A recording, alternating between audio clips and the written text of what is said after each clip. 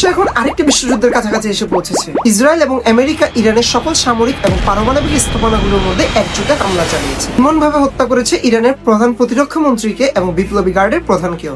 আর সর্বশেষ সর্বোচ্চ নেতা আয়াতুল্লাহ আল খামেনি এবং অত্যন্ত 40 জন নীতি নির্ধারককেও হত্যা করা হয়। তারপর ইরানে একজন অন্তর্বর্তীকালীন সুপ্রিম লিডার নিয়োগ করা হয়েছে, যার নাম আয়াতুল্লাহ আলী রেজা আরফি। কিন্তু সর্বশেষ রিপোর্টগুলো বলছে যে ইসরায়েল হয়তো তাকেও নির্মূল করেছে। আইআরজিসি দাবি করছে তারা মধ্যপ্রাচ্যে 27টি মার্কিন ঘাঁটিতে হামলা করেছে। এমনকি সৌদি আরবের রাজধানী রিয়াদে অবস্থিত মার্কিন দূতাবাসেও হামলা করেছে ইরান। এখানেই শেষ নয়, ইরান মধ্যপ্রাচ্যের ফ্রান্স ও ব্রিটেনের ঘাঁটিতেও আক্রমণ চালিয়েছে, যার মধ্যে আবুধাবির কাছে একটি ফ্রান্সের নৌঘাঁটি এবং সাইপ্রাসে অবস্থিত ইউকে রয়্যাল এয়ারফোর্স ঘাঁটি তো রয়েছে। এই সংঘাত আর শুধু ইরান বনাম ইসরায়েল এবং যুক্তরাষ্ট্র নয়, ব্রিটেন, ফ্রান্স সহ ইউকে ও পশ্চিমার মিত্ররা এখন সরাসরি যুদ্ধে জড়িত হয়ে পড়েছে।